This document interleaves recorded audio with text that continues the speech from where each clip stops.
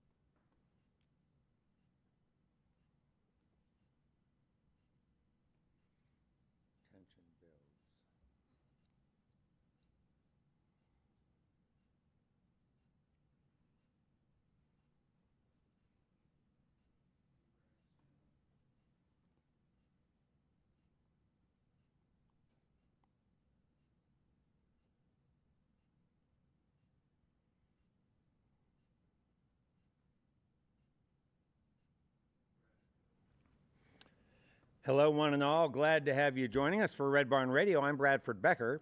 Tonight we continue on in our 22nd season of Red Barn Radio, and we welcome you to show number 837.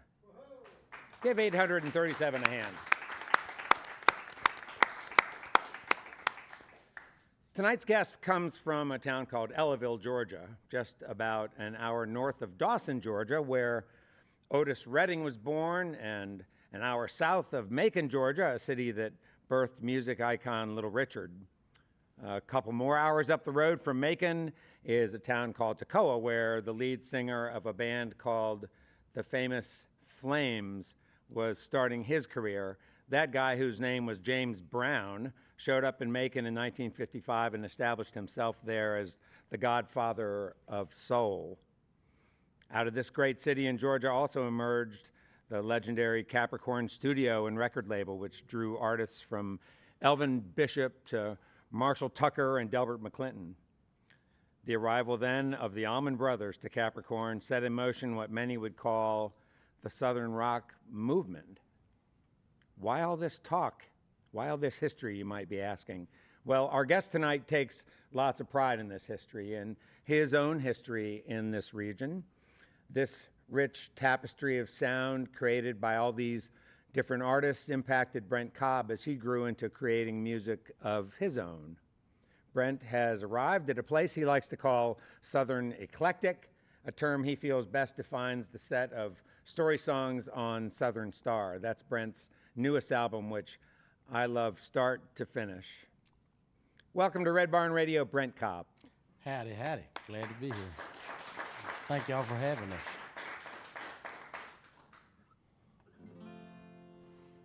This is it's called It's a Start. It's not about anything.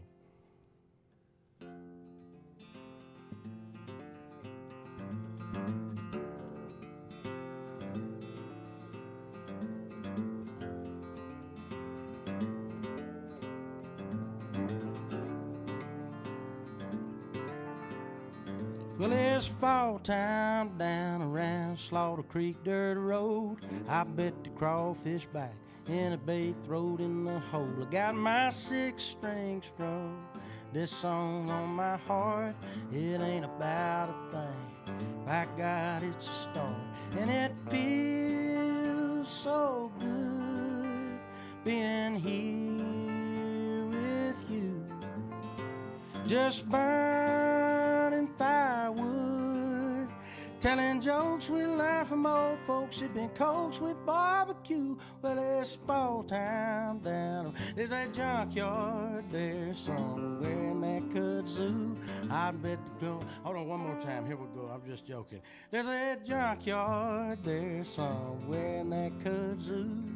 I know it's hard to see, but underneath a 442 Cutlass Oldsmobile, I used to dream to run. I'm dreaming still these days just for fun, and it feels so good being here with you. Just burning firewood, reminiscing, missing old time, wishing we still called them new.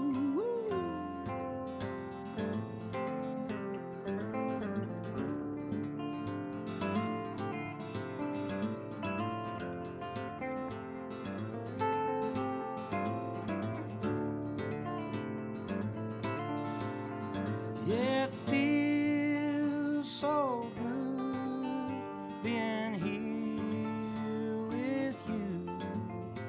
Just burning firewood, telling jokes we learned from old folks who've been coached with barbecue. Well, it's fall time down around Slaughter Creek Dirt Road, the place that takes the credit for half the lies I've told. I got my 6-string strung. This song on my heart, it ain't about a thing. By God, it's a start.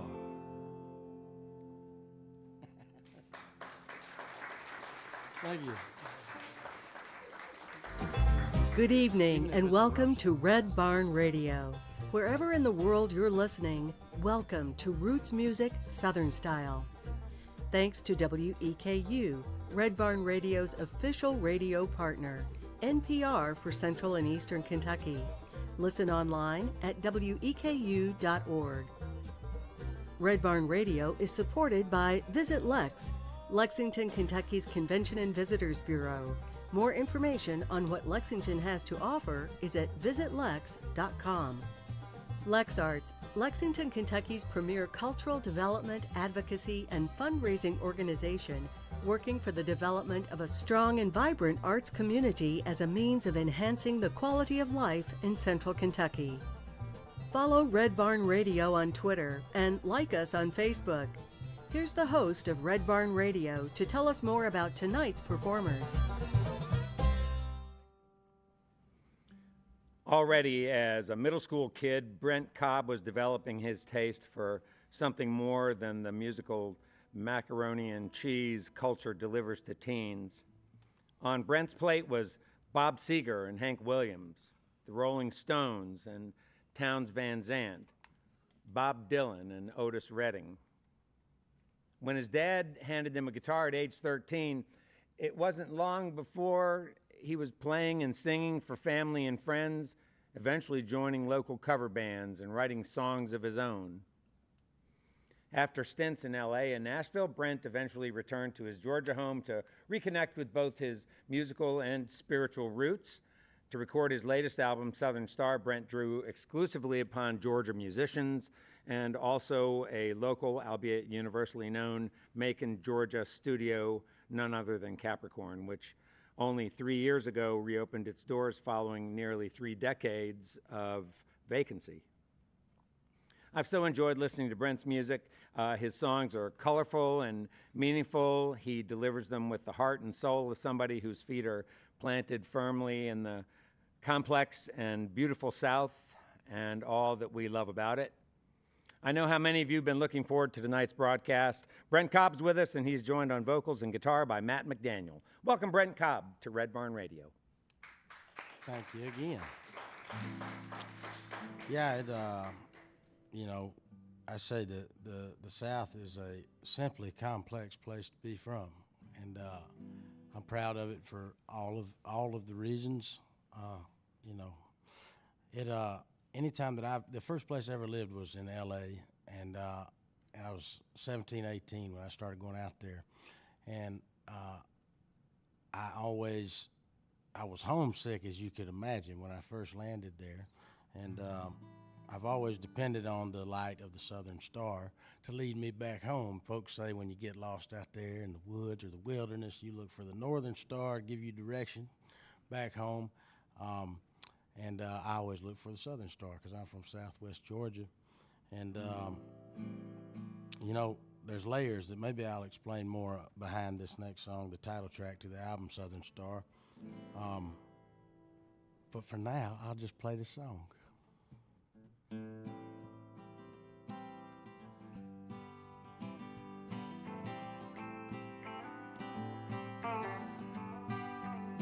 Under the Southern Star. You want to hit it? Yeah. Let me hit the top. We can edit and stuff, right? All of you watching, you'll see the tricks later. Yeah.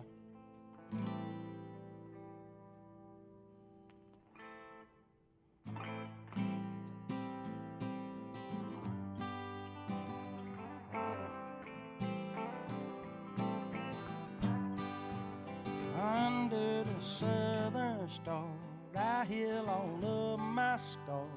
As cicadas sing, ain't it the sweetest ring? Winding kudzu binds untangled of my mind. How beloved is my home, sweet home. I've been adrift down most highways, I've been lost at sea. But there's one thing this world can never take from me. No matter how far I go, no matter how deep the dark, I know I can always count on the Southern Star.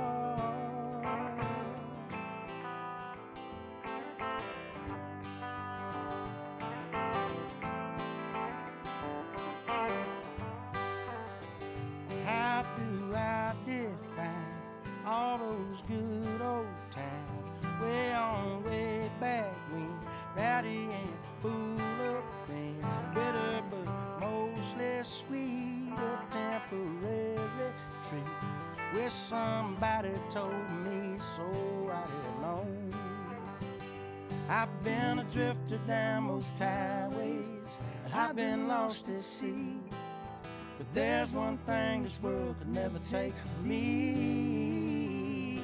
No matter how far I go, no matter how deep and dark, I know I can always count on the Southern Star.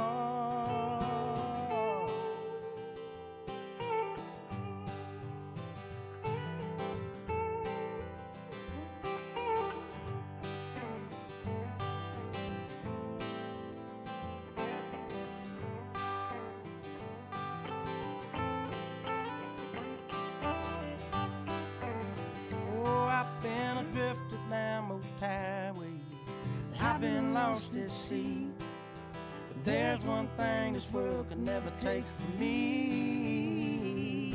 No matter how far I go, no matter how deep and dark, I know I can always count on the Southern Star. The Southern Star, I heal all of my scars as cicadas sing. Ain't it the sweetest dream? Winding kudzu fountain of my mind.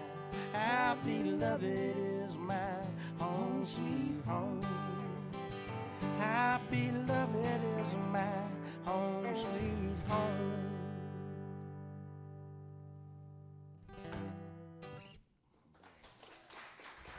Thank you. Well, thanks very much. I wrote this next song with Josh Morningstar, who's a wonderful songwriter. I think one of the greats of our time. He writes a lot of, for those who are not familiar, Josh writes a lot of songs that Cody Jinks has recorded. And we got close after my friend Rowdy Jason Cope of the Steelwoods passed away.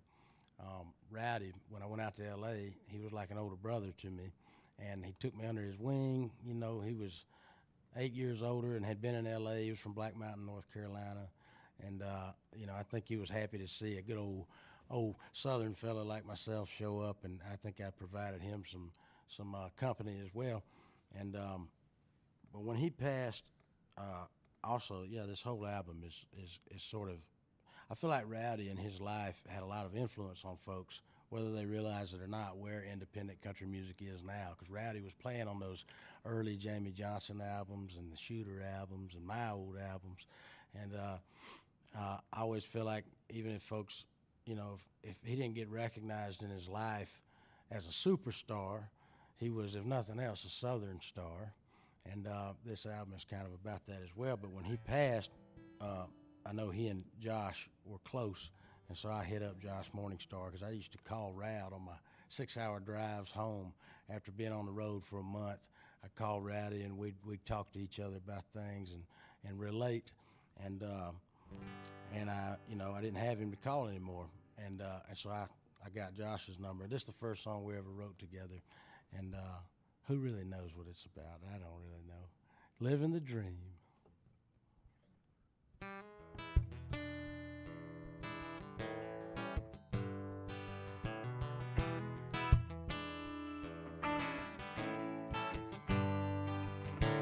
Here come another morning sun, ain't got a whole lot, but I'm getting it done. I step out, this cold world shouts, but don't nobody know what they're talking about. This soul sings on the slow lane, am I the only one who knows I'm living the dream?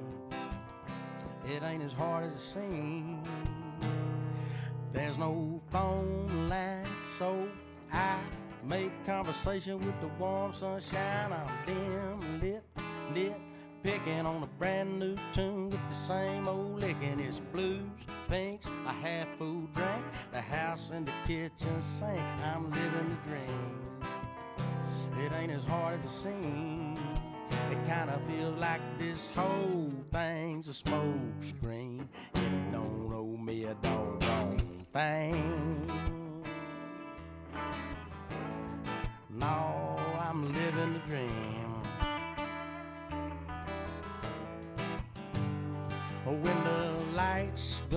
might stare, sifting through the pictures of a nightmare.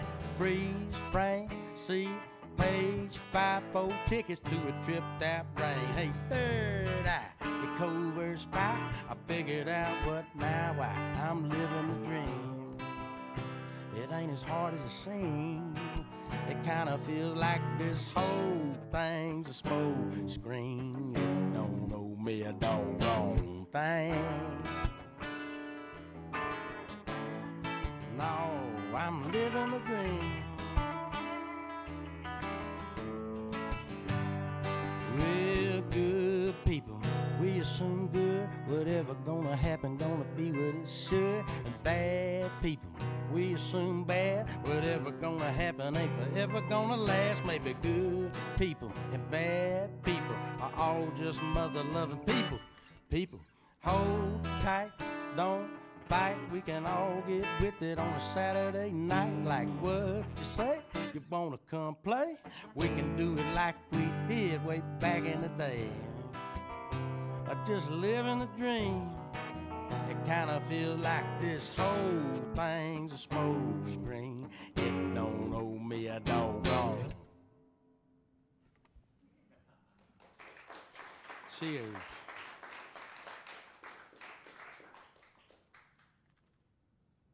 And for my next trick, let me tune my guitar first. How about that? You know, I could probably do it by ear if people like to show off like that, but it's 2023. I know it'll be closer to right. This next song, I did not write, but it is on the new album. I had been out I'd been on the road. We'd probably been on the road for a month or so, and out on the West Coast. And I have 2 kids at home and a wife, and I was missing home. And sometimes when I get out there, you know, it's easy to wonder if I'm doing everything that I could be doing right. Am I being the best daddy I could be being? Am I being the best husband I could be being? And I tell a half joke that it's only taken me nearly 20 years to get to the bottom of my career, and I'm just glad to be here. And so, you know, after that many years, sometimes you hope that everything's working. You know, sometimes you feel like you're spinning wheels and getting nowhere, and all the while trying to be the best dad you can be, I can be. And I got on the phone with my wife after a show one night, and was, you know, my head was kind of out there in the clouds. And I was telling her about it, and I was kind of freaking out. And I don't really have those kind of troubles typically, and but that night I was, and she said, well, she said she had written a song a few weeks prior to this that she had not shared with me. And my wife isn't a songwriter by trade, but she's much smarter than I, and she's got great taste in music, and she's got great instinct as a songwriter. And so she sent me this song she had written to help bring her back down to earth when she was having a moment. And so I listened to it, and it just kind of brought me back down and pulled my head right out of the clouds. It's called Patina. It goes like this.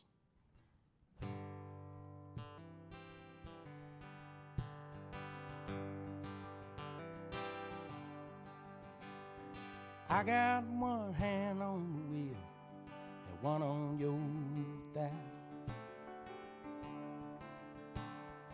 You got a way that makes my heart feel like it's flying. The window rolled down and I hear the wind whipping by. Country playlist so sad by the end, the stereo should be crying. Where do we come from? Where do we go? Answers to questions we may never know. All I know is we got right now. We're all chasing for something, a place in the sun, like time and the tide. Life don't wait on no one. All I know is we got right now. I got one foot on the gas and one near the clutch. If we get to rolling too fast, life a downshift on us. For worse or for better, in all of the weather that comes. We've been together so long, we put Patina on love. Where do we come from? Where do we go? Answers to questions we may never know. All I know is we got right now. We're all chasing for something, a place in the sun, like time and the tide. Like don't wait on no one. All I know is we got right now. Oh, we got right now.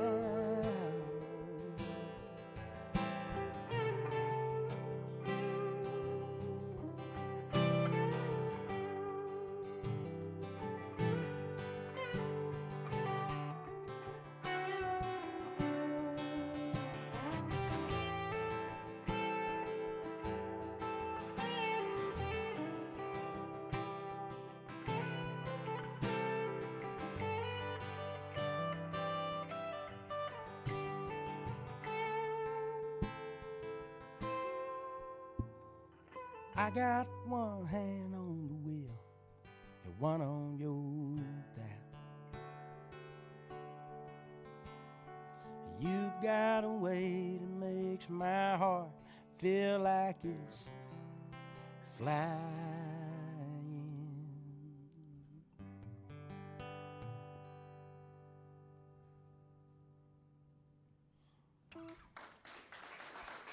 Thank you. All right. This next song is called On No Wind. It's, I don't know, it's just a slang term. It's about all my mess ups throughout life. I have been this way my whole life. I've been this way since I don't know when. I wrote this with Ben Chapman. And, dang, I can't remember his name.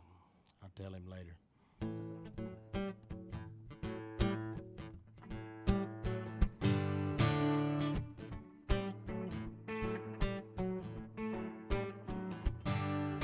Doctor dropped me, ain't no shock. I was ready to rock right from the start. My mama said, boy, you were born lucky. From now on, you got to work real hard. I took myself off of the shelf, poured my whole soul right down the drain. I've been searching for some sunny weather. So far, y'all, it looks like rain. Hallelujah, rolling through you. Lord, forgive me all my sin, can't help it. I was made this way. I ain't known no better since on no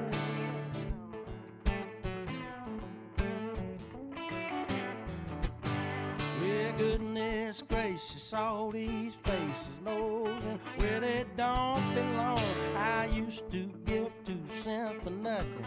In return, boy, the moment's gone. Now I do my best to pay attention about when broke trying to pay some man. It's not that I forgot to mention all them folks I left behind.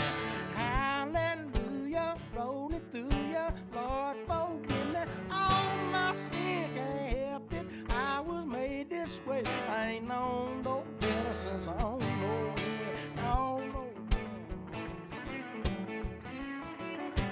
No,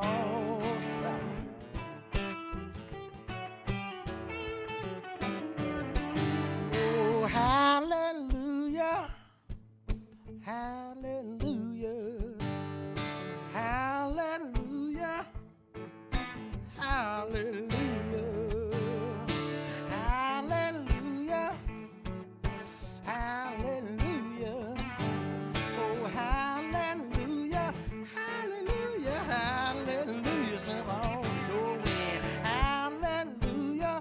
rolling through ya. Lord, forgive me all my sin, can't help it. I was made this way. I ain't known no better since I'm growing. Hallelujah, rolling through ya. Lord, forgive me all my sin. Help it, I was made this way. I ain't known no better since I'm growing. Known no better since I'm growing. I ain't known no better since I don't know when. I ain't known no better since I don't know when. I ain't known no better, no better, no better since I don't know when. I done told y'all one time I always been this way. I just can't help it now.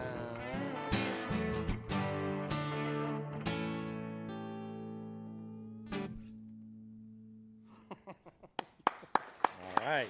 Thank you. If you're just joining us, we're here on Red Barn Radio tonight with Brent Cobb. This Grammy-nominated artist is widely considered one of the preeminent songwriters of the Americana and traditional country revival. Beyond his own music, he's written and co-wrote with commercial artists, including Luke Bryan, Miranda Lambert, Chris Stapleton, Luke Combs, You Need More, and Little Big Town. Cobb attributes his writing success to his ability to lean into an emotion. When a melody comes to his mind, he says he tries to decipher where it came from and what he was feeling when he created it, and thus the process, right? You know, what struck me repeatedly as I thought about what you do, Brent, is your family fixing, the way that family figures so large into what it is that you do, and particularly your dad. Absolutely. Yeah. I was kind of wondering all along as I read about, your dad giving you the guitar, your dad writing a song with you. I was wondering if there were folks before him who impacted him musically in your family. Yeah, we come from a long line of players. Everybody's musical, not only on the Cobb side, but my mother's side as well.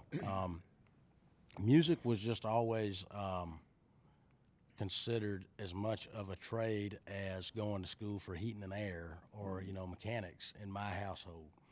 And it was never shunned and or looked down upon. And yeah, early on, my dad had an opportunity in 1992. Doug Stone, who was a Georgia native as well, took an interest in my dad. There used to be a place called the Silver Moon in Buena Vista, Georgia.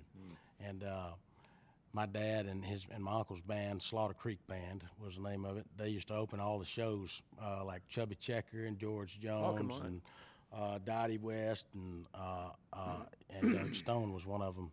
And he flew my dad to Nashville in '92 and took him around to Giant Records and Bobby Roberts' agency back then.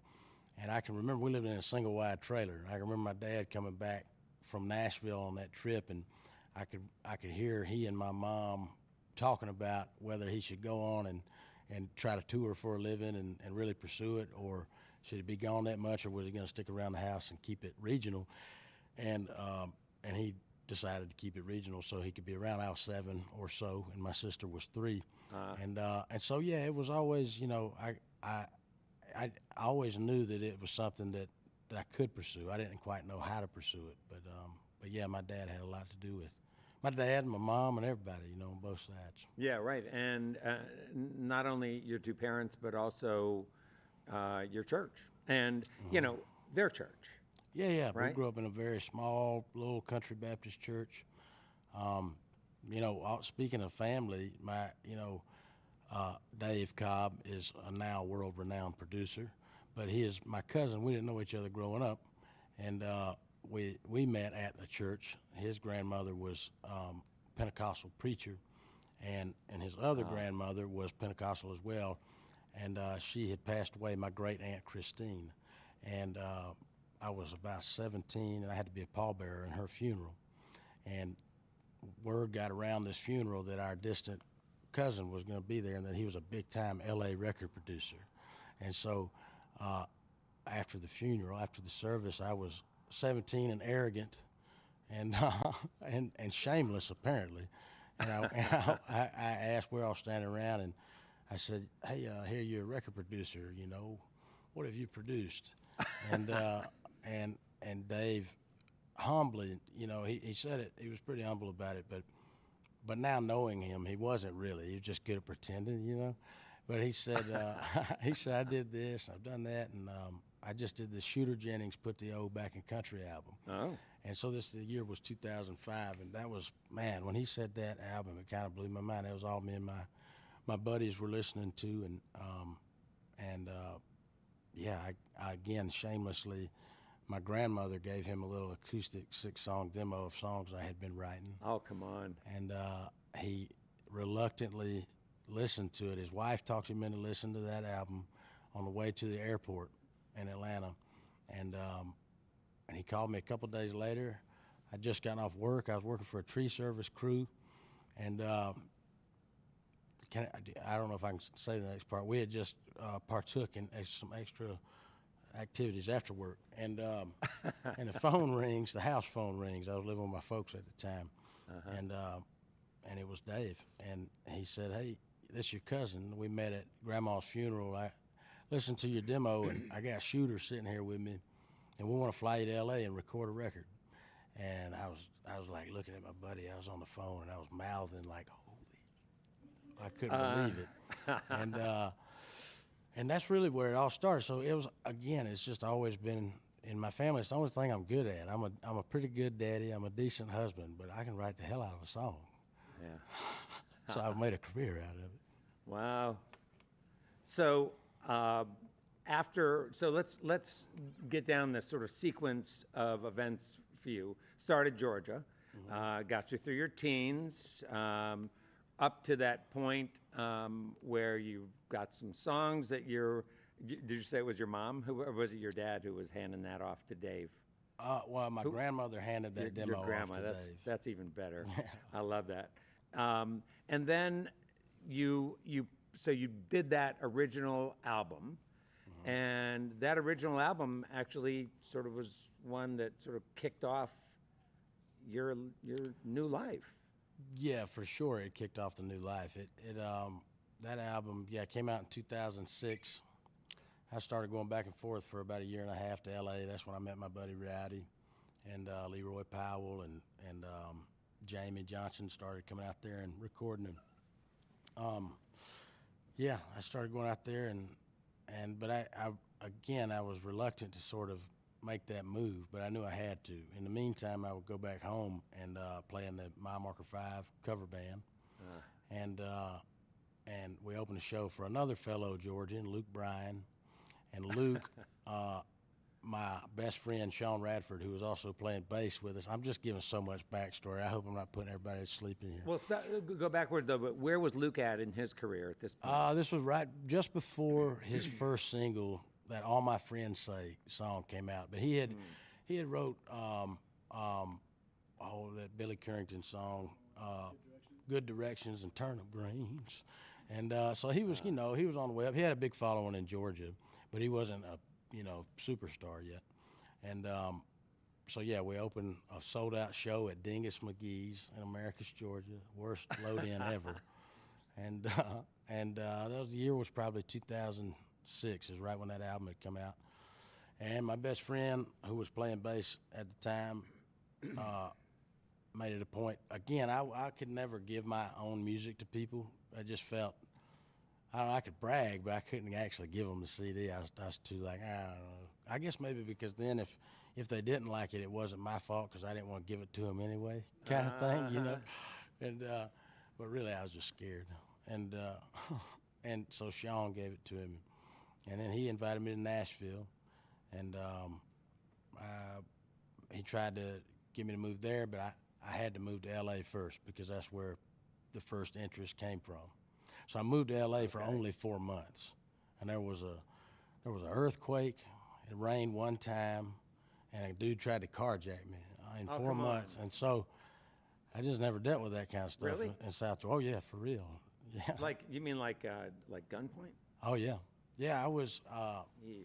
my now wife, you met Lane earlier. I did. We were just dating at that time, and she was in pharmacy school, and she had flown out to hang out, you know, and visit for a few, and she was there for about a week, and I didn't have a car out there. My roommate had a 96 Mustang that was a real piece of work, and the air conditioner didn't work, and when she got ready to go back to LAX, I dropped her off. It was like 9 o'clock on a Tuesday morning, and she was worried about figuring out her terminal and stuff in such a big airport like LAX. And so I dropped her off, and I was on the ride back to Cahuenga to take Cahuenga back into Hollywood. I lived off Willoughby and Vine.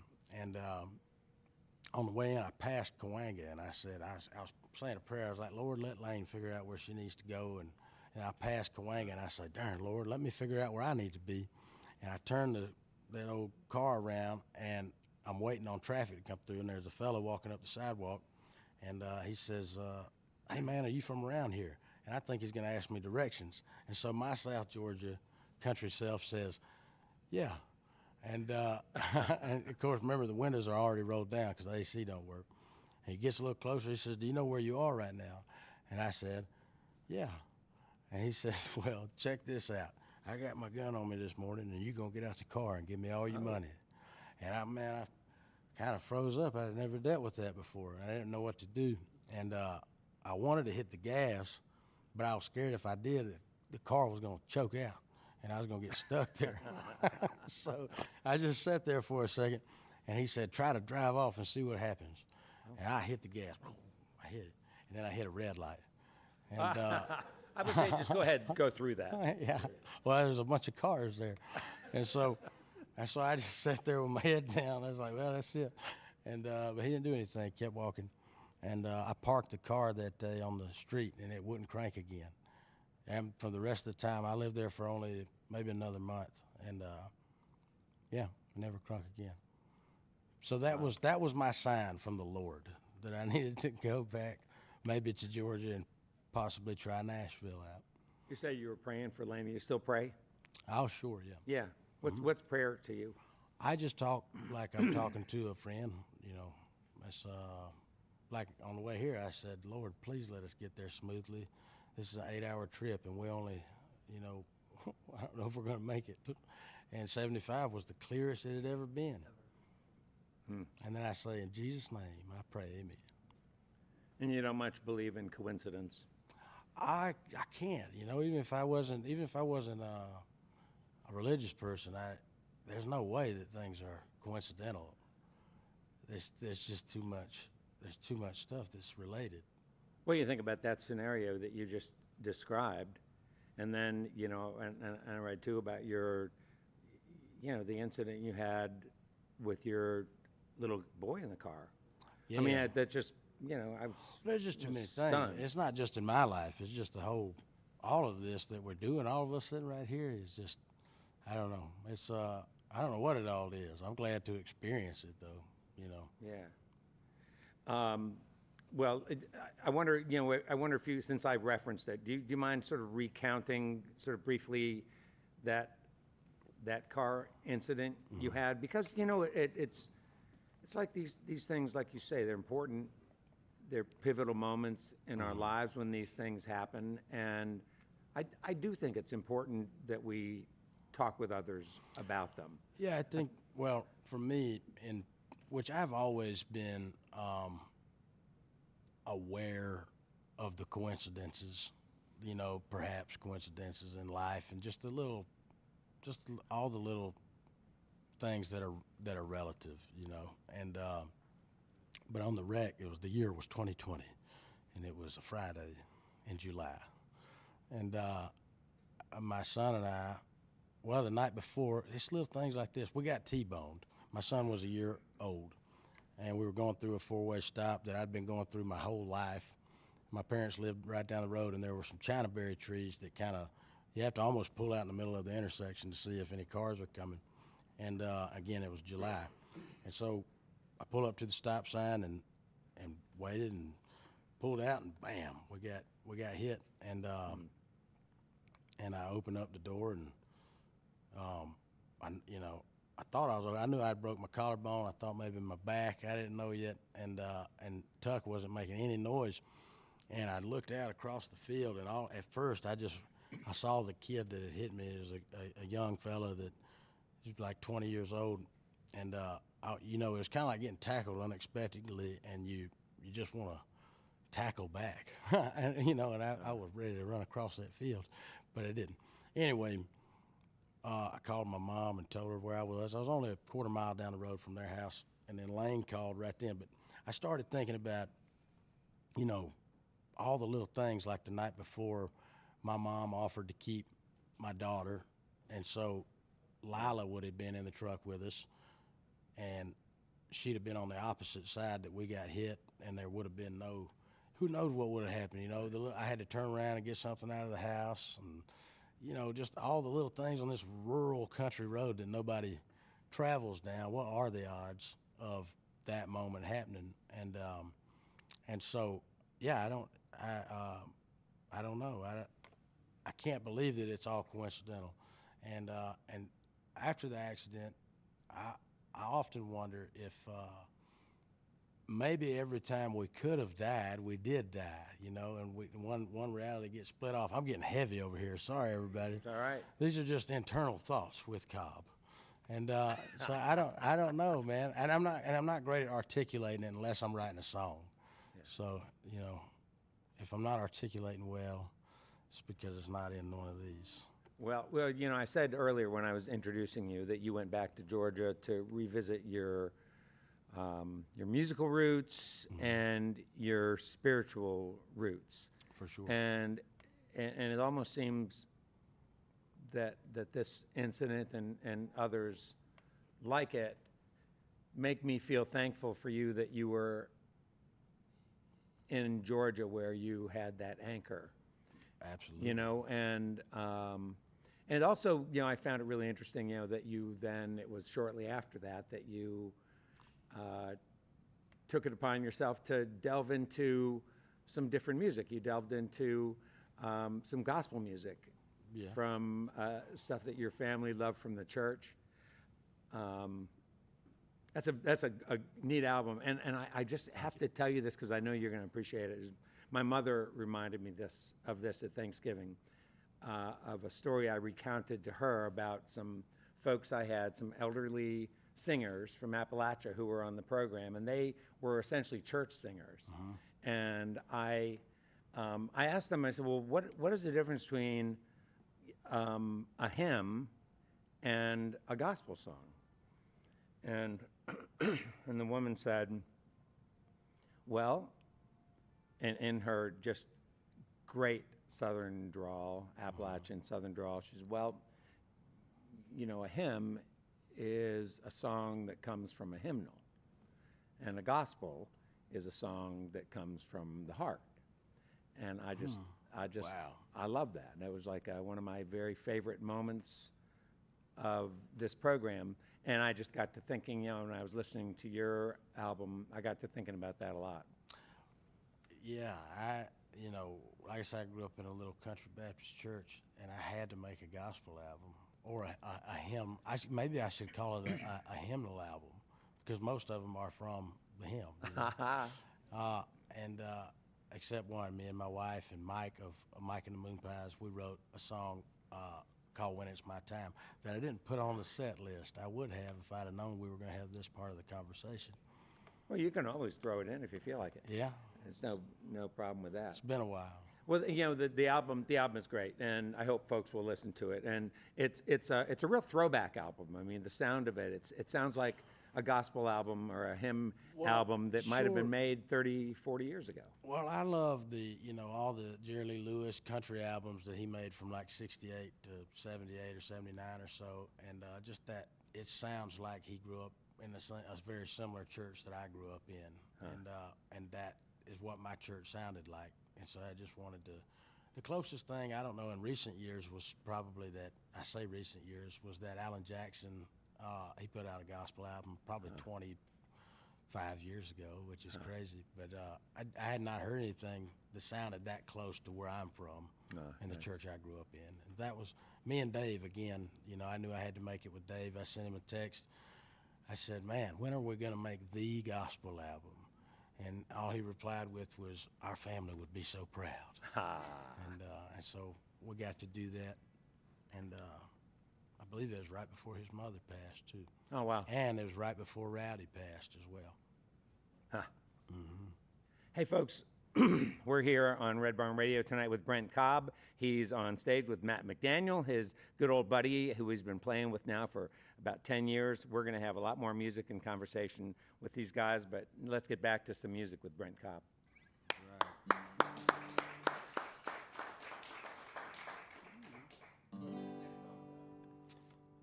That whole journey we've been talking about is called Kick the Can.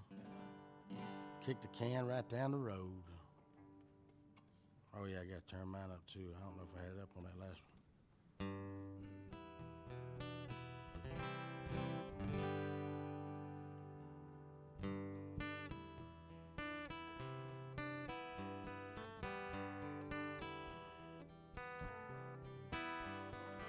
I was young, just a kid, lived true stories, never feared. Riverbank, Friday night, got to mighty, hold me tight.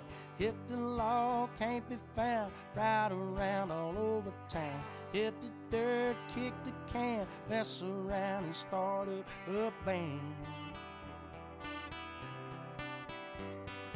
Time rolls on.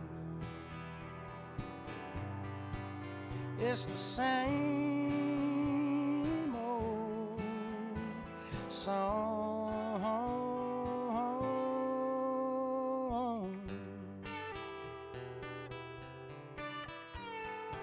Told me I should stay in school. I quit, but I ain't no fool. Cut my path either way, no matter what they had to say. Might be right, could be wrong, even with my boots put on. Tried my best to make a scene till I had a damn look of me. Time rolls on. It's the same old song.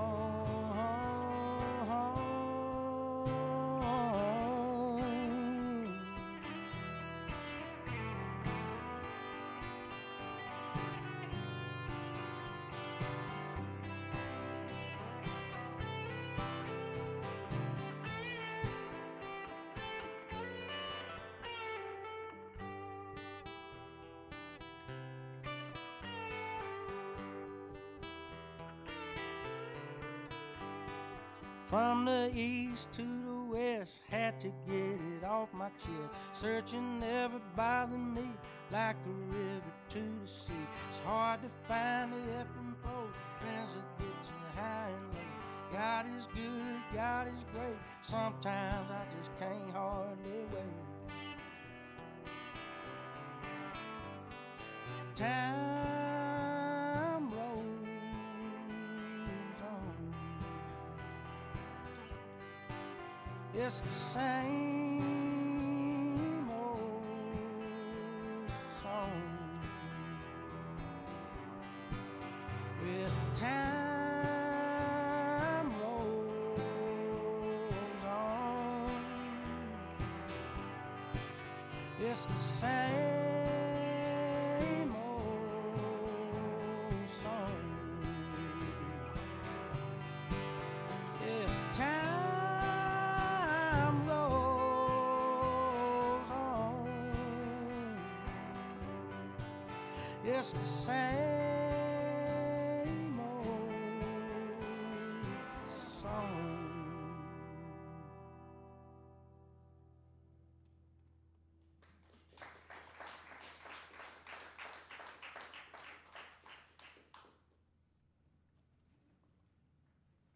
Let's see here. All that spiritual talk, this is a song about sinning. Don't do it.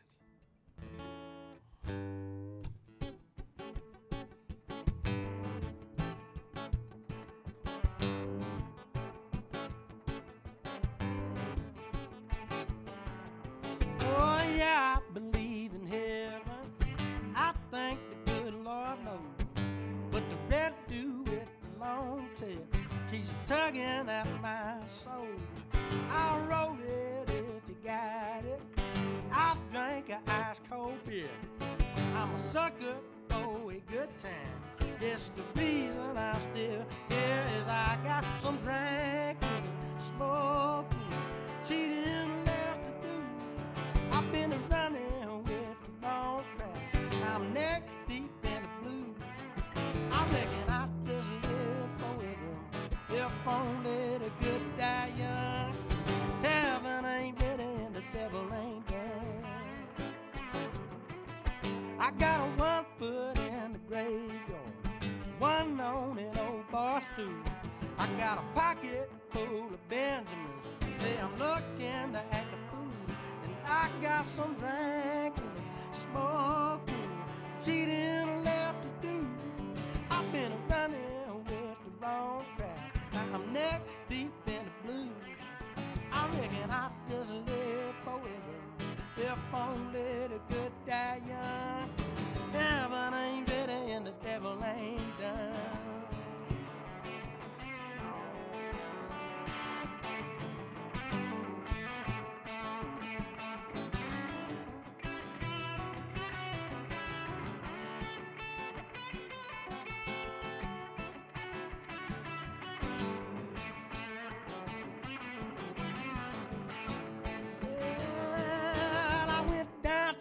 Crossroad, I looked the devil in the eye. I smashed the guitar, stole the Cadillac, and I rode on down the line. I got some drinking, smoking, cheating left to do. I'm just running with the wrong crowd. Now I'm neck deep in the blues. I reckon I just live forever. If only the good die young. Heaven ain't ready and the devil ain't done. Drinking, smoking, cheating left to do. I've been running with the wrong crowd. Now I'm neck deep in the blues. I reckon I just live forever. If only the good die young. Heaven ain't ready and the devil ain't done. Heaven ain't ready and the devil ain't done. Heaven ain't ready and the devil ain't done.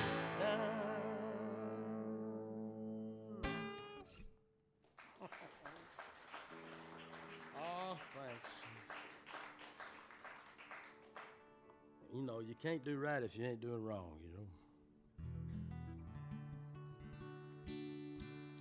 I'm gonna tune in one more time.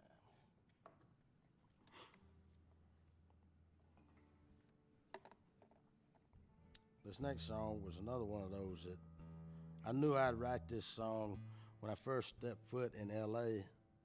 all those years ago. The day I landed in LAX, I didn't know that it'd be called this, but I knew that it was a magical moment.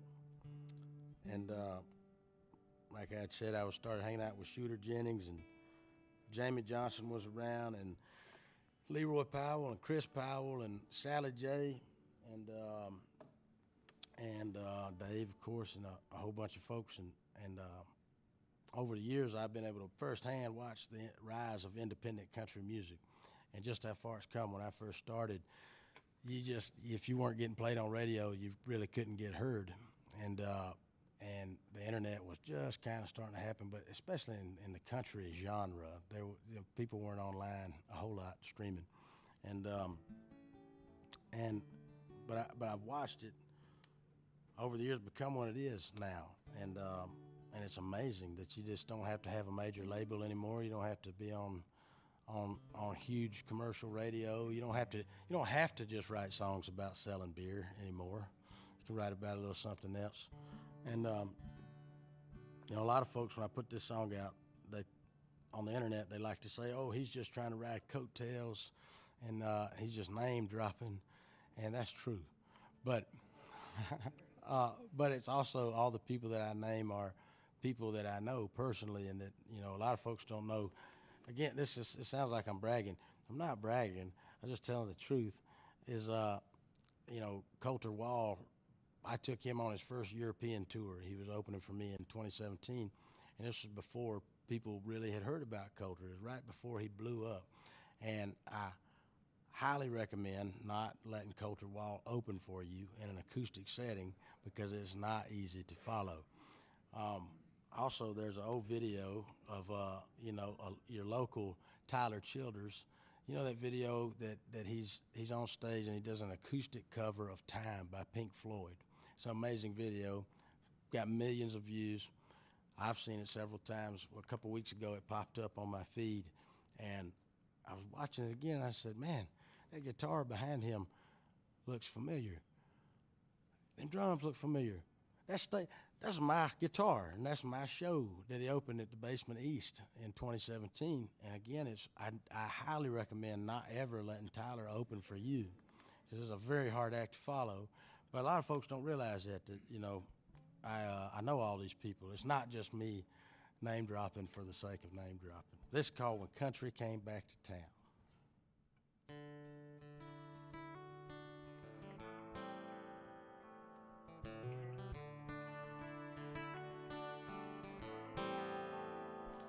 I was there when Shooter Jenny wound a sound like a cassette.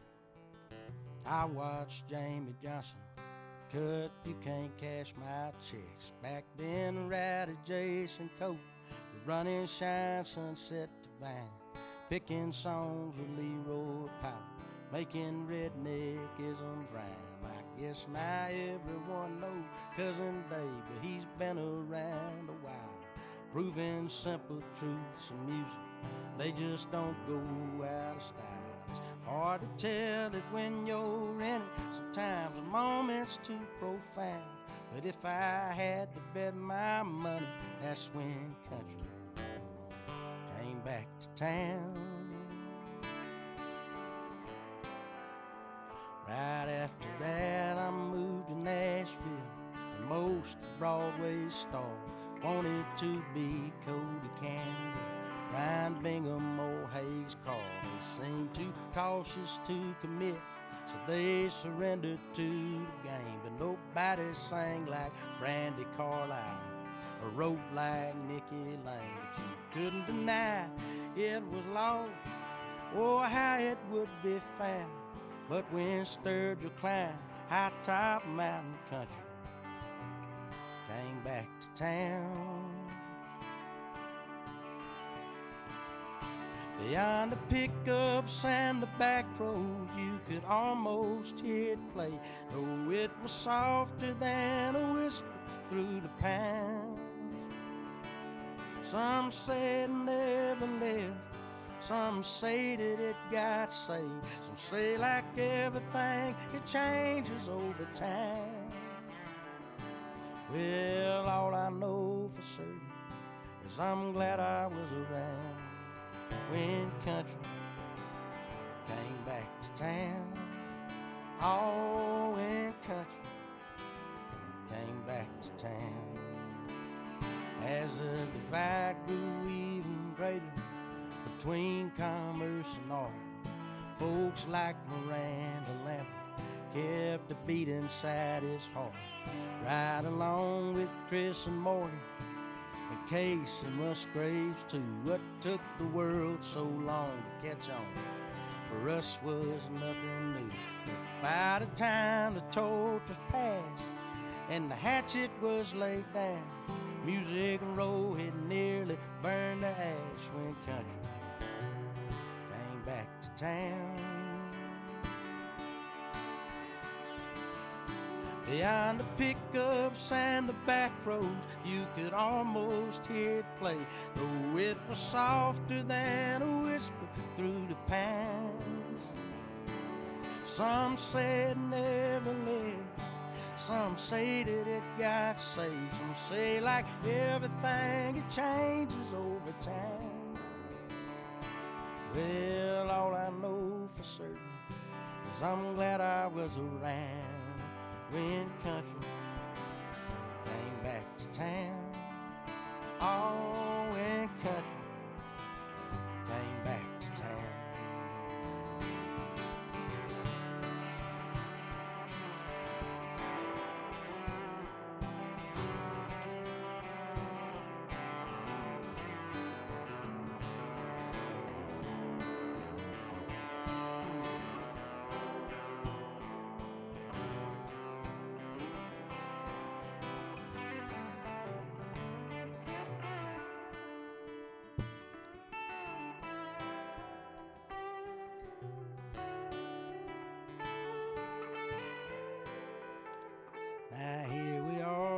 18 years later, with a list a mile long.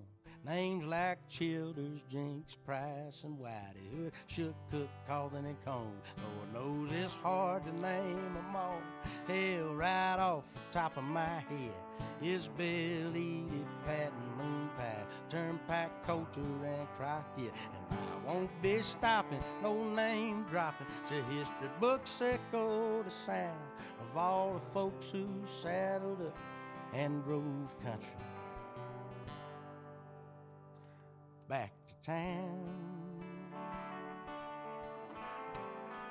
Oh, back to town.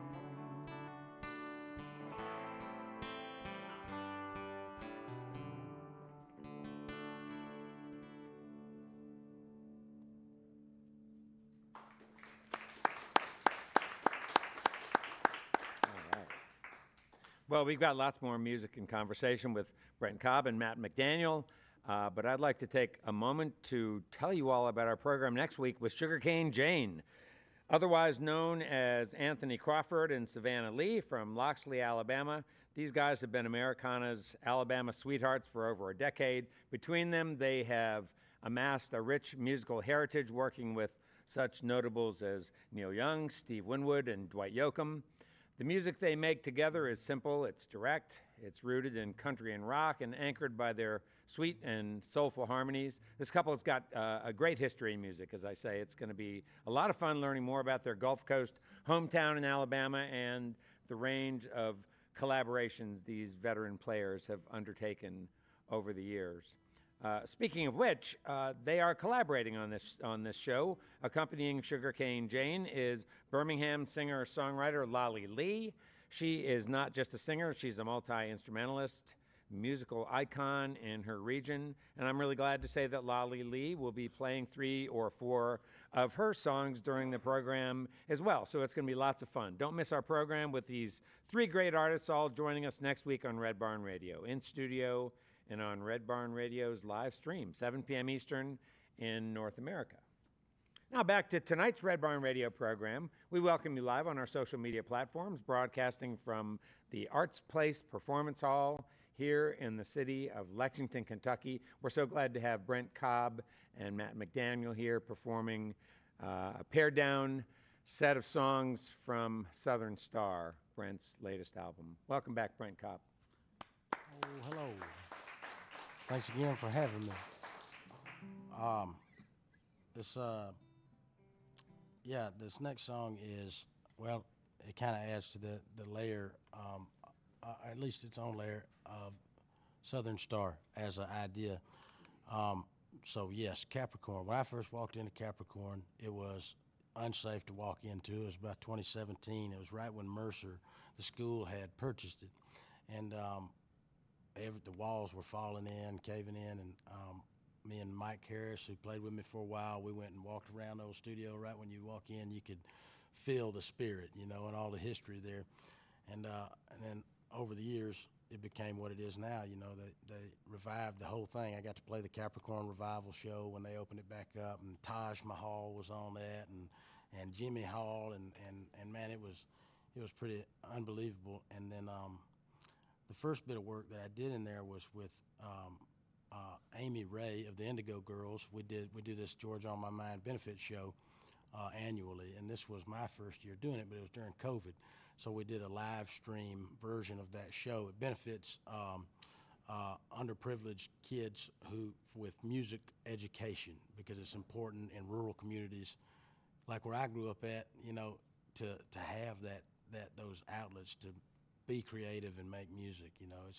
I definitely would not have my lights on, be paying my bills if it wasn't for music. But anyway, so that's what that thing benefits. But we did it there. We did it at Capricorn in the studio. The next thing I did there was Adam Hood's record, also during COVID. We had Blackberry Smoke was the band on it, and it was cool, man. It was the first time I had recorded in that room. But so when I got ready to make Southern Star, I knew that I wanted to shine a light on those players and that studio, because it's not only historically relevant and cool, it's still happening right now, and all these players they're still making wonderful music there right now, And all you need are your songs. You just show up, knock on the door, and go record at a great studio.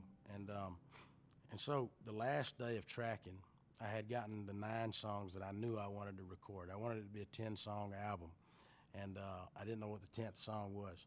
And that morning, I was getting ready to go into the studio, and I'm not typically and openly an emotional person, although you've already heard about me being sensitive one time this evening. But I also make a living being a sensitive man. Anyway, I was getting ready to go in the studio, and I had me a moment again, and I was like, man, what's this last song gonna be? And I was thinking about my buddy Rowdy, and all of a sudden this old song hit me, wrote by Sally J, who's from Lawrenceville, Georgia. And during my LA days, Rowdy was playing in her band, and Josh Day was drumming in her band, who later played with me. And she was putting her debut album out at the time. This is 2006, and the album was called Amarillo. And on it, they had to sneak me into the hotel cafe that evening. I was too young to be in there. She put me selling merch. Anyway, on that album was this song called Miss Ader, and that song during those LA days always, again, helped me not feel so homesick, because it's about her mother, who was from Sylvester, Georgia, which is right down the road from where I'm from. And her mom during that time also, she invited me over and like cooked gravy and fried chicken and collards, and it just helped me. It helped me through that time and through my earthquake days. And so I knew that morning that Miss Ader had to be the 10th song. To not only it made sense for the album because of the content of the song, but also to shine a light again on Sally J, who was a Southern star for me during that time, and her mother was. She's no longer with us now. And on the way into the studio, it was a Sunday, and I'm riding down Riverside Drive in the middle of Macon, and I'm going, man, is that right? That's right, ain't it, Rad? Ain't it, Lord? I think that's right. That's the right one. And I look out, and of course it's Sunday, and so everybody's at church. There's no traffic on the road, and I look down the road, and there's a something hovering over Riverside Drive, and I get a little closer, and it's a silver star balloon that's just hovering by itself over the road. And I was like, all right, loud and clear. This is the final song for Southern Star. Again, no coincidences, And so we went in and recorded Miss Ader. This is written by Sally J.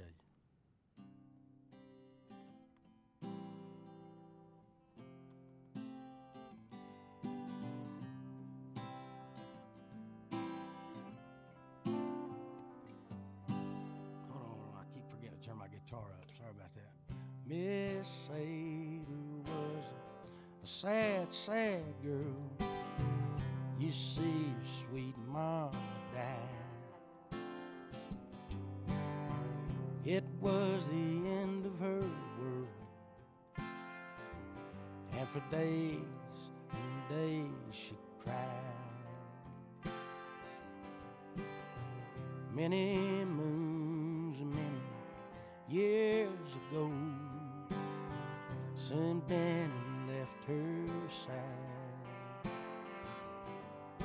Last thing she remembered was smiling in his flannel shirt. I see you in the cotton this side. And the rain in Sylvester falls harder than anywhere, like the devil's got his fist on your house. And the dirt roads and tobacco fields look the same for all these years, like God forgot to finish this town.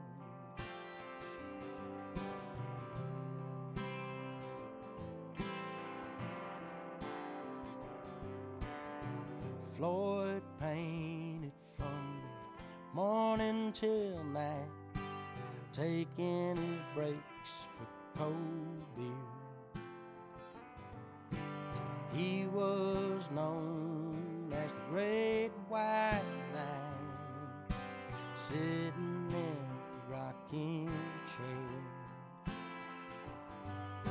And Norman waved his magic wand all the kids in the trailer park, and the doves sang the prettiest songs.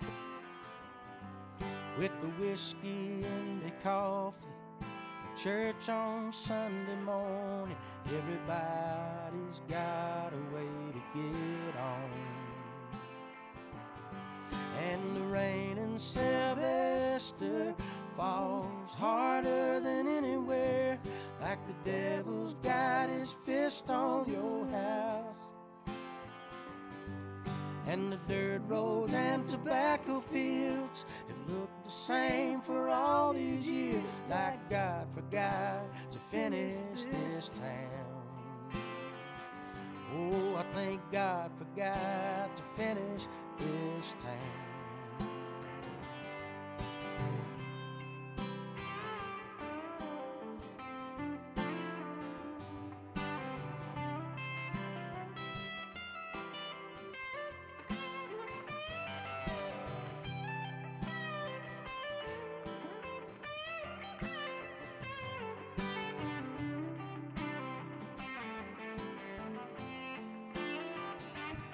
And the rain in Sylvester falls harder than anywhere, like the devil's got his fist on your house. And the dirt roads and tobacco fields have looked the same for all these years, like God forgot to finish this town. Oh, I think God forgot to finish this town. Oh, I think God forgot to finish this town.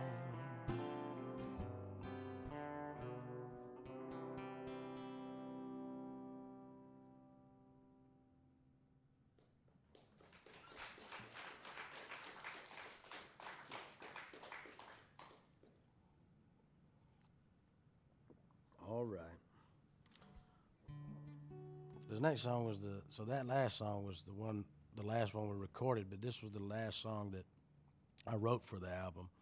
And me and my sister had started this a couple years before, and when we finished it, the day before I went in the studio, we were out on our back porch, pine trees swaying, and our sons were running around getting as dirty as they could, and we were enjoying some coffee, and then we sent what we had gotten over to Lane, my wife, and then she sent us back an amazing verse, and then it became Shade Tree.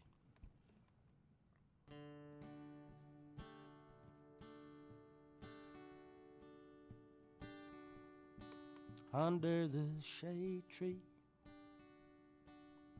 laid back with a cane pole, if they ain't biting, it still soothes my country soul. That's where you'll find me, right at home, under the shade tree. It's where I learned to love this world around me, and the divinity thereof, and all life's blessings come from above.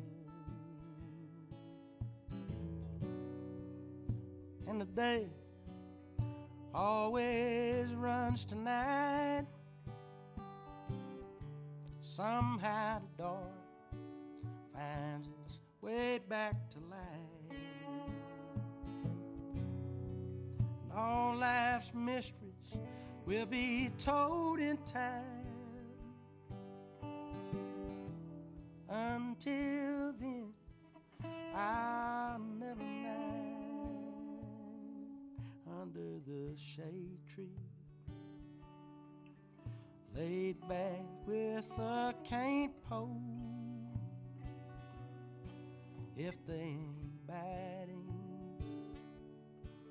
it still soothes my country soul, and that's where you'll find me, right at home under the shade tree. Under the shade tree.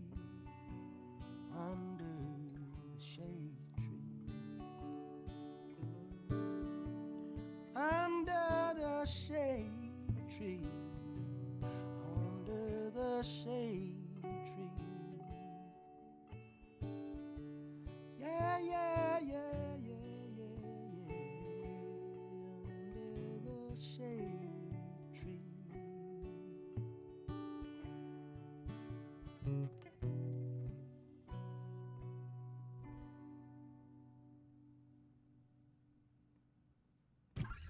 Nice shade tree.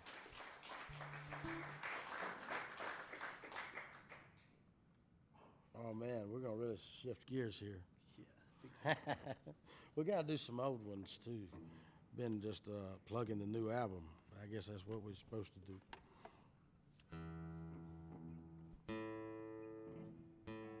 This is a song just all about enjoy the party, but know that party time does end as well. Can't all be about, it can't all be a beer commercial, as I said earlier. This is called Morning's Gonna Come. If I get this, okay, I'm gonna get this pick right here. Hold on a second. We got all the time in the world, right? I run with you. That's right, you stuck.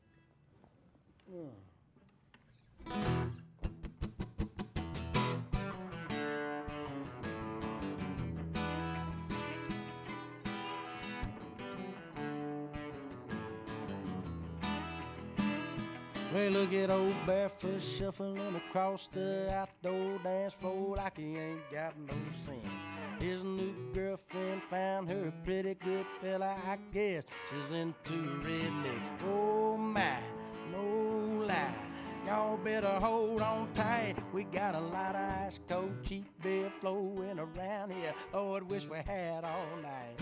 But the morning's gonna come and it won't be no fun for anyone.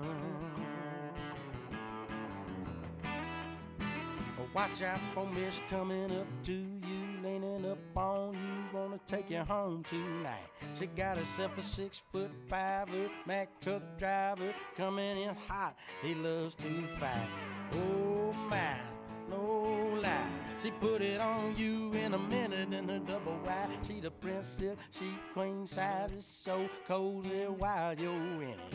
But the morning's gonna come and it won't be no fun for anyone's son.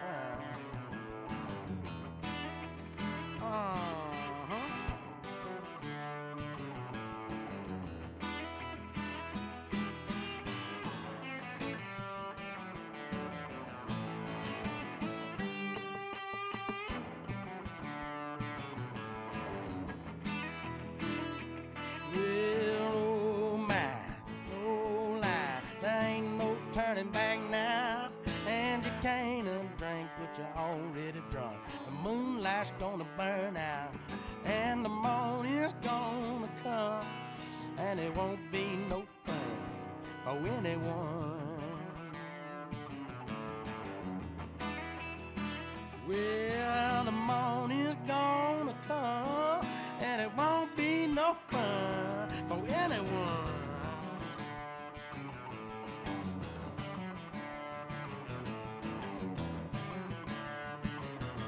Watch out!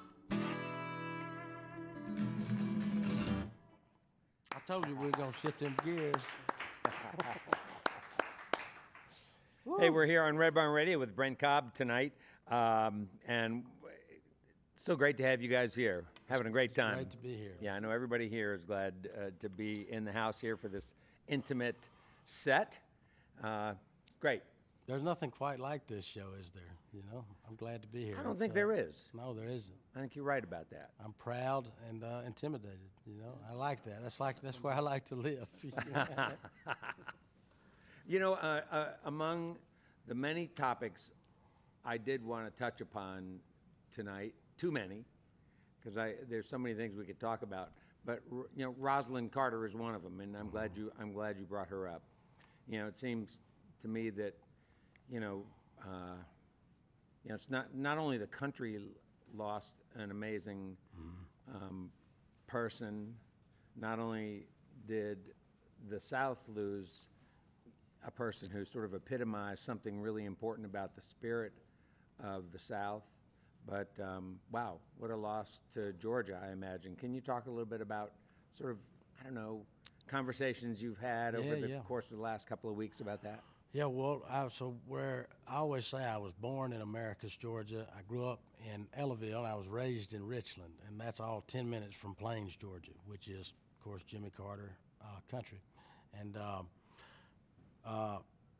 my dad, I went in their house when I was just a kid, and I didn't know whose house it was. I didn't really quite understand, but he would work on their appliances, because my dad is an appliance repairman by day and a musician by night.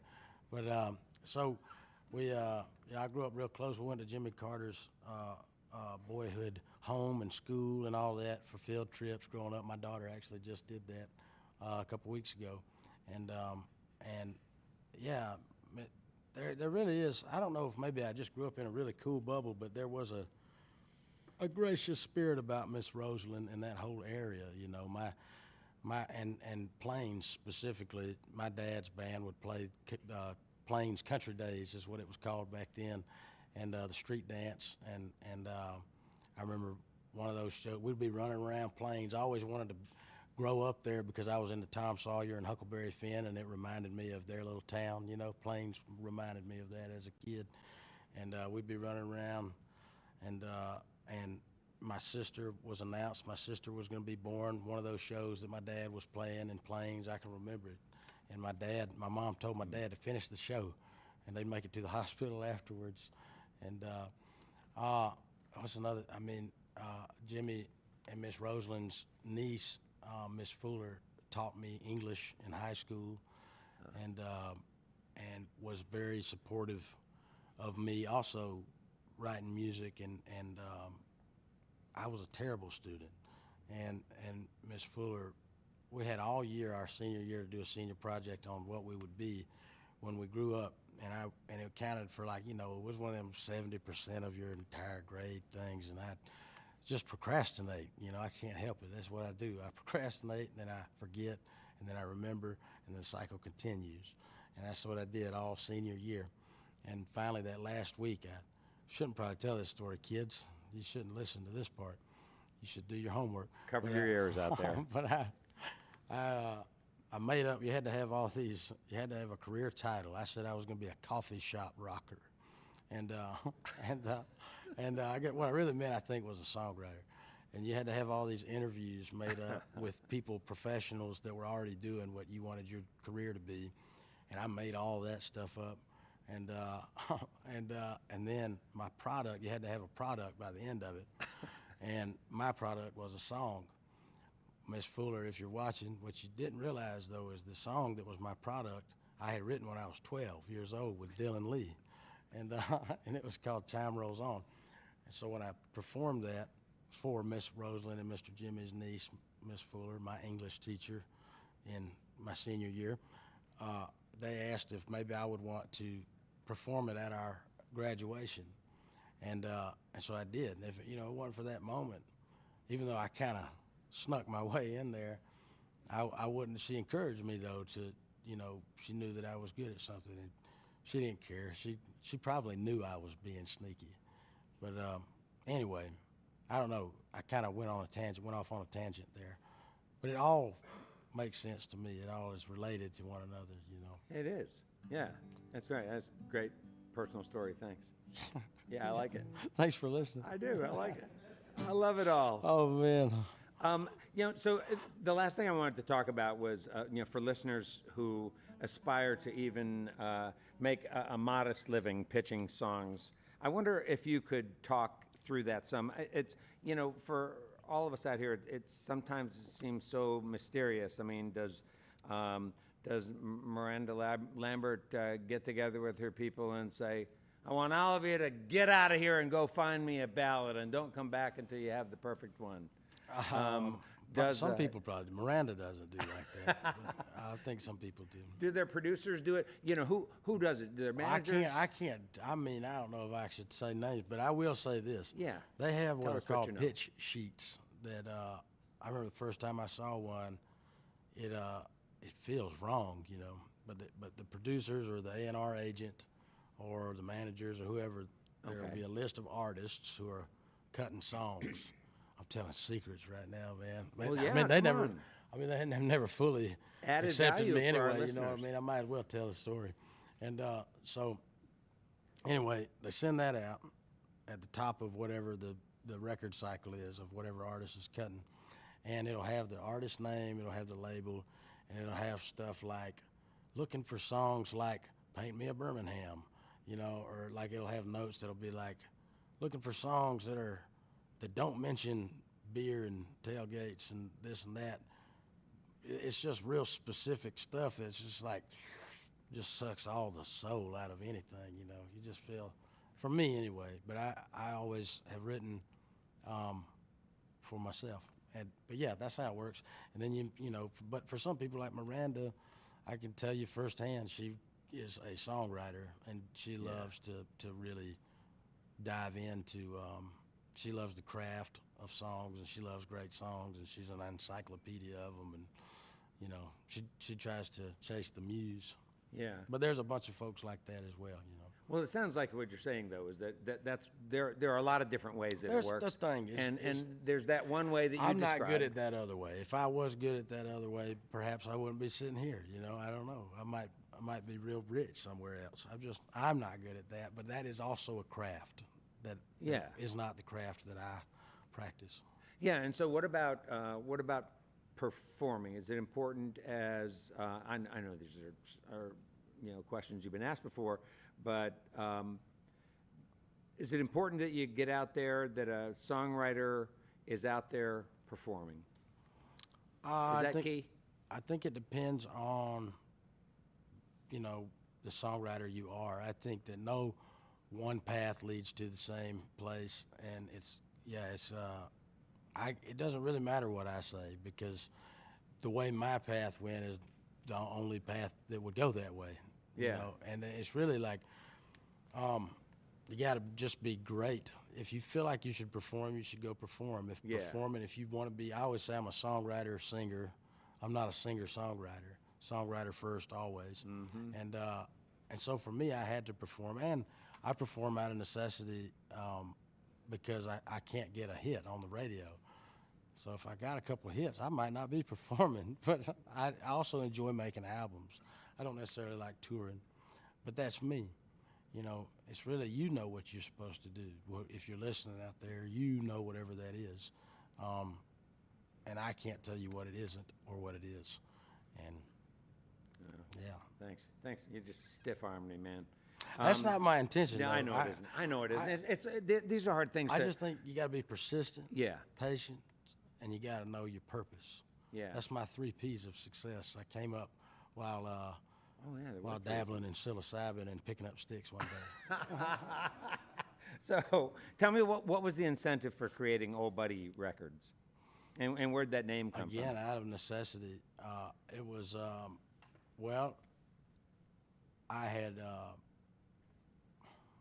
my career's kind of broken into 2 parts. One is 06, made that album, went out on a little independent record label.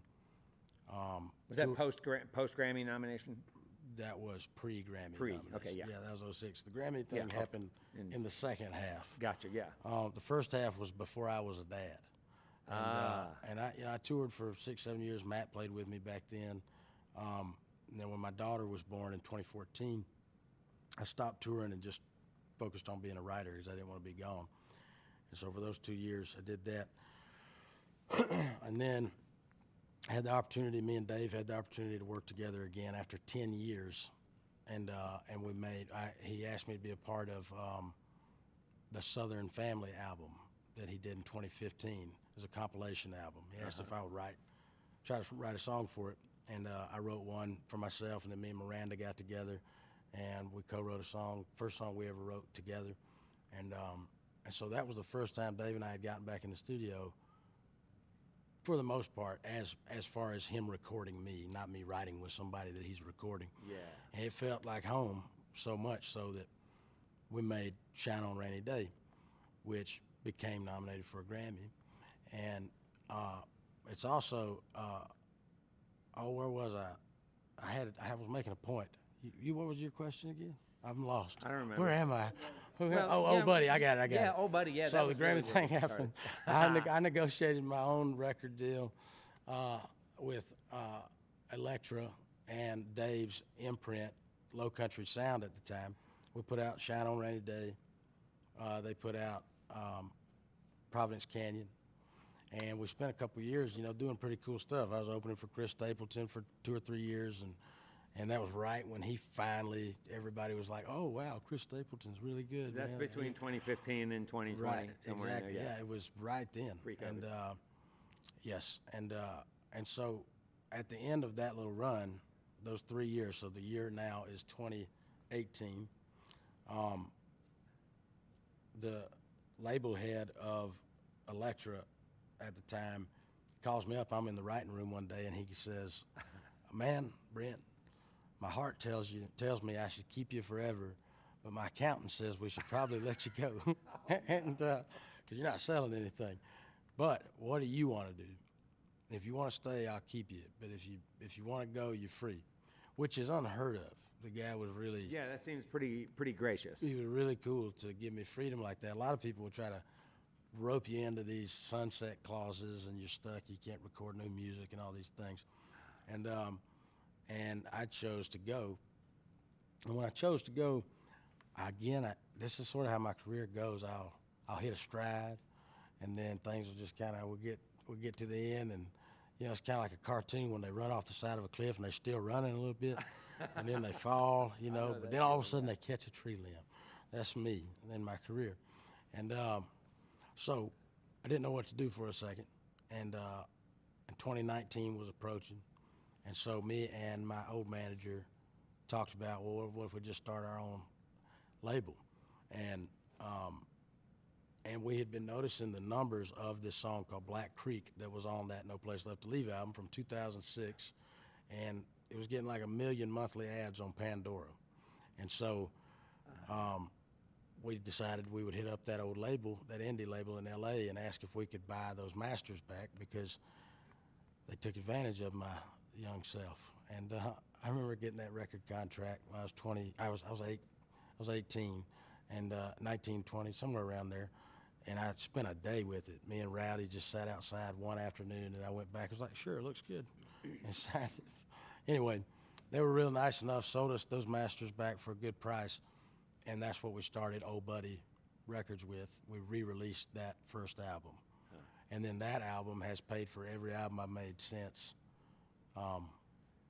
Since re-releasing that. So Keep 'Em on Their Toes, the gospel album, Yeah. Southern Star. I feel like I'm missing one. There's probably one in there in between. Another somewhere. one, I can't remember all of them. Yeah, so it's, I keep the lights on, but Old Buddy is just, my logo is my grandpa, my dad's dad, who, it was a picture of him sitting under a pecan tree on a lawnmower.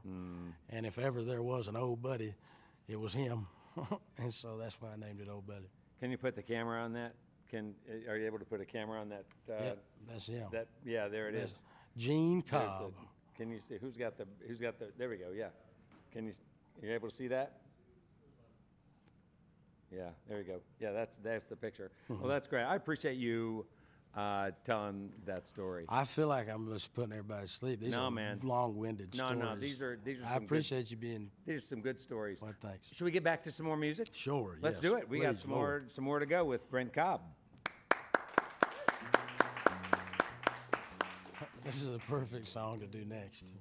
Shut up and sing, son.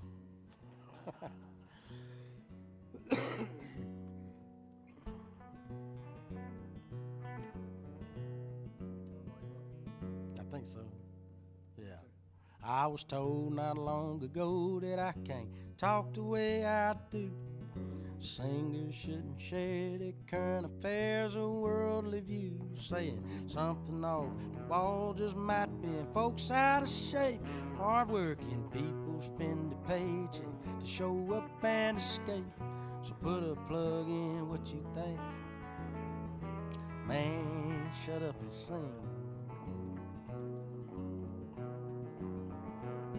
So I pulled out my guitar and I made it a strum. Then I thought about the way I'd build it up. I'm messing this whole song up, man. What's wrong with me? Well, I pulled out my guitar and I gave it a strum. And then I thought about the way I'd lay it out there. If one long song was all I had to make, it all make half sense to put some heart back on the forefront. Collective consciousness can't be dead as my 6 strings. I wondered, what would I shut up and sing? And then it hit me.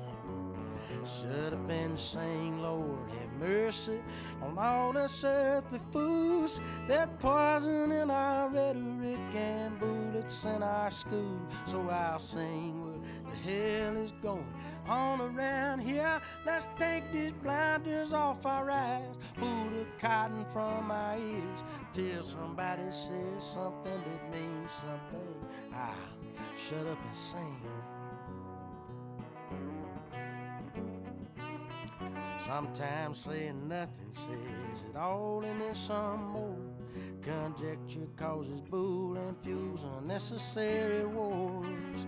Poets know hiding the truth somewhere between the lines somehow makes it seem worth more to those looking to find some answers to the troubles this life brings. So let's shut up and sing. Shut up and sing, Lord, forgive us for we know not what we do. They're shouting from the mountains down the south border towns too. Shut up and sing, what the hell is going on around here? Let's take these blinders off our eyes, pull the cotton from our ears, till somebody says something that means something. Reckon I shut up and sing. Well, let's sing.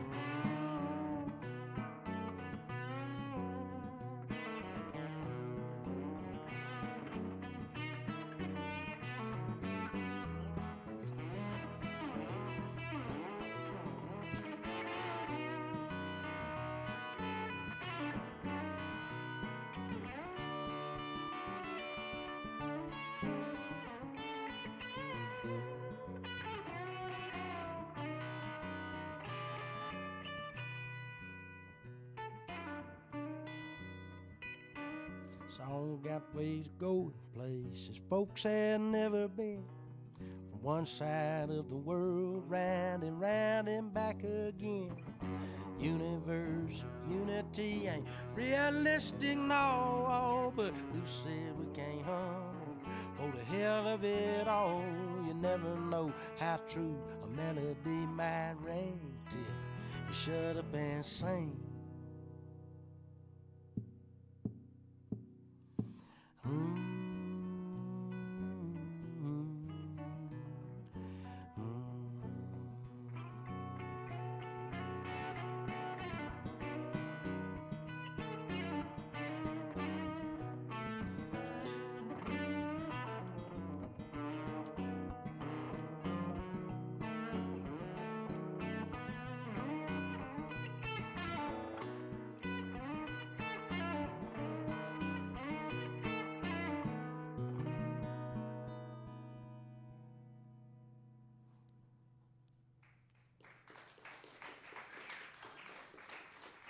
Oh boy, I swear I'm a trained professional, man.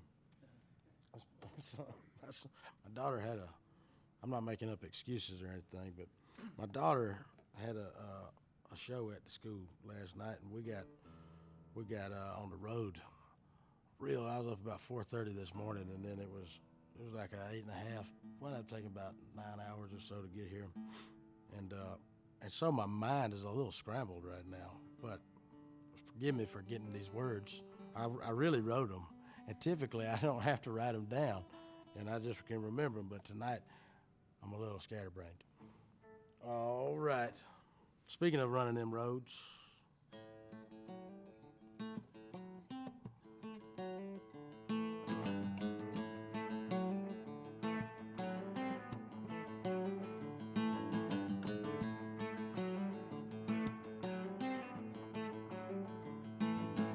I've had people ask too many times in the past, man, why do you do the work that you do? Don't you ever worry the means won't lead to an end and you'll be stuck, broke, lonesome, and blue. Now, I ain't the kind to go and mess with folks' minds. I don't intend to be offended too easily. Instead, I grit and I grin. I tell them, here's the truth, friend. I only do the sort of work that pleases me. Let me lay it on you like this. There ain't a road too long, but all I got is my good name and my family waiting back home. So I keep driving, stay in my lane. There ain't a load too heavy to haul, keep me gone. There ain't a road too long.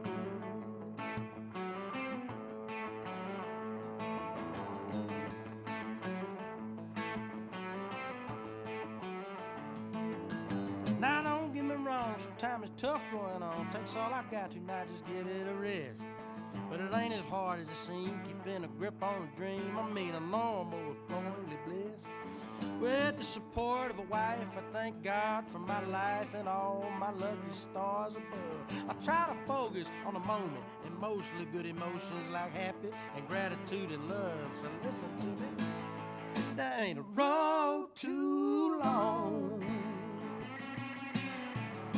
Well, all I got is my good name and my family waiting back home. So I keep driving, stay in my lane. There ain't a load too heavy to haul, keep me gone. There ain't a road too long.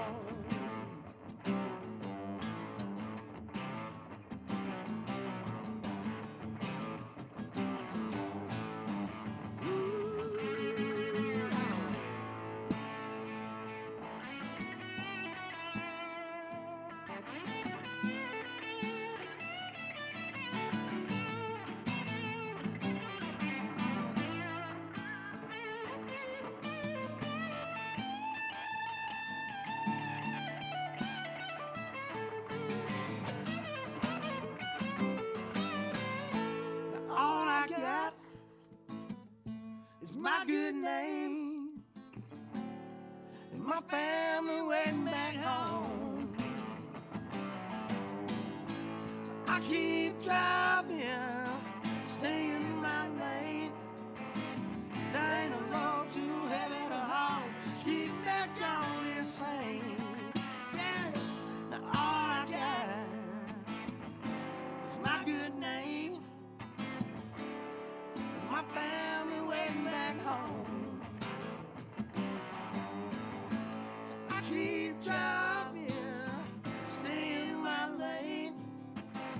There ain't a load too heavy to haul, keep me gone. There ain't a load too long.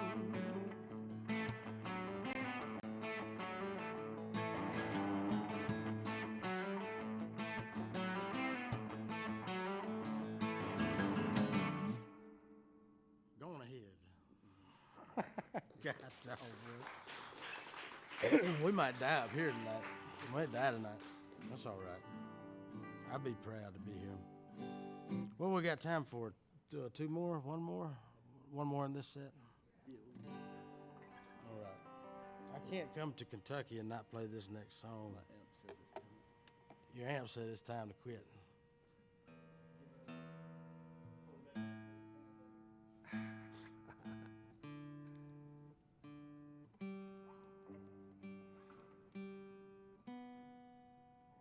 This is a song about being a broke and depressed songwriter. People love that stuff, you know. Well, I ought to be working in a coal mine, neck deep in black lung soot, swinging a pick at that mountainside, halfway to China. I think I would fit right in where the sun don't shine. She better off alone Yeah, I ought to be working in a coal mine. Lord knows I'm good at digging holes. Well, I ought to be drilling for that black gold, swimming in that Texas tea. I can make a killing all on my own, selling my misfortune to a family. 'Cause when I hit rock bottom, the deeper down I go. Oh, I ought to be drilling for that black gold. Lord knows I'm good at digging holes. Well, I ought to be working for the railroad, sweat pouring off my back, now hauling away a heavy load. It's a far cry from heaven, down a cold steel track, and I can't take her with me. She'd better off without. Yeah, I ought to be working for the railroad. Lord knows I'm good at leaving town. Now when it comes to love, I ain't got a clue what this heart of mine is supposed to do. It tears me up inside what I put her through. Still she won't let go. Oh, I ought to make my living in a graveyard, over my head in dirt. If I had a shovel, I'd bury this heart 6 feet down. And my last words would be, I never meant to hurt you. I'm better off a ghost. Oh, I ought to make my living in a graveyard. Lord knows I'm good at digging holes. Oh, I ought to make my living in a graveyard. Lord knows I'm good at digging holes.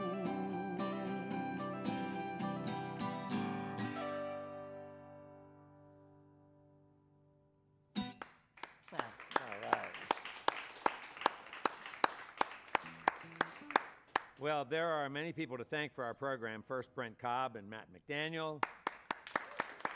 Cheers. And we want to thank all of you for listening to our webcast, watching us on social media, and those listening to us on the network of Red Barn stations and media worldwide. Thanks to WEKU, Red Barn's premier radio partner, Central and Eastern Kentucky's radio news leader. You can listen online at weku.org. It's your chance to hear more great live music from Red Barn Radio and WEKU. That's NPR for Central and Eastern Kentucky. Those of you here in the Central Kentucky area, you got to be sure to check out Red Barn TV. It's our weekly program of music now on ABC 36 WTVQ.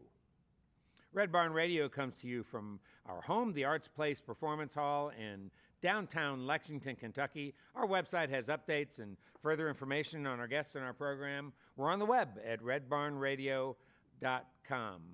And hey, how about this? Red Barn Radio's weekly email newsletter lets you know who it is that's coming up next with bio and links to music and videos. Reach out to us at news@redbarnradio.com and put subscribe in the header. It's that simple. Again, that's news@redbarnradio.com.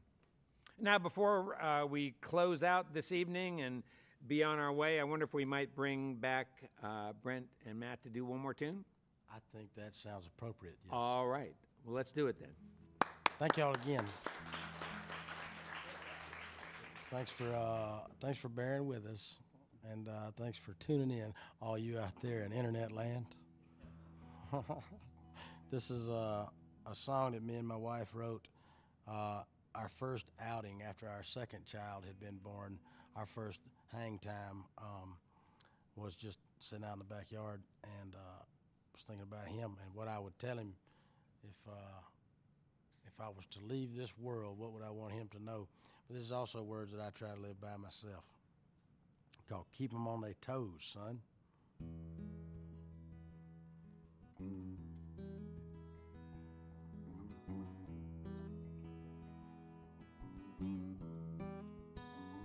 If you ever grow up to one thing you'll find.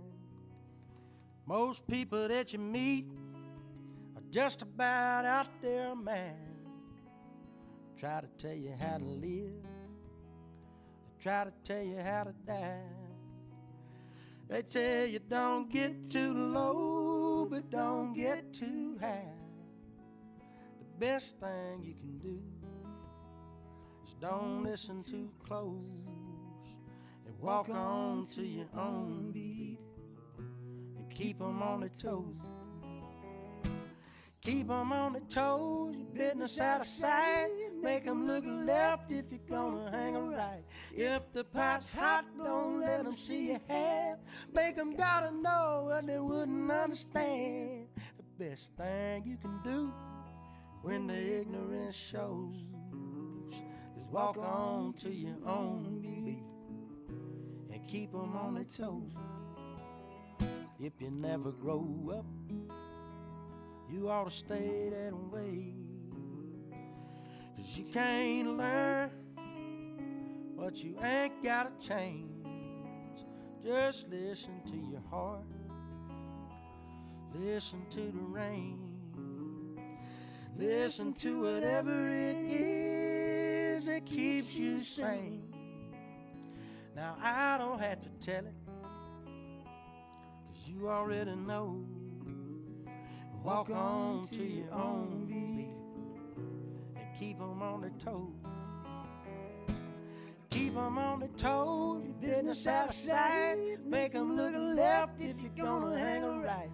If the pipe's hot, don't let 'em see your hand. Make 'em gotta know what they wouldn't understand. The best thing you can do when the ignorance shows is walk on to your own beat. Keep 'em on their toes. I don't have to tell it, 'cause y'all already know. Walk on to your own beat and keep 'em on their toes.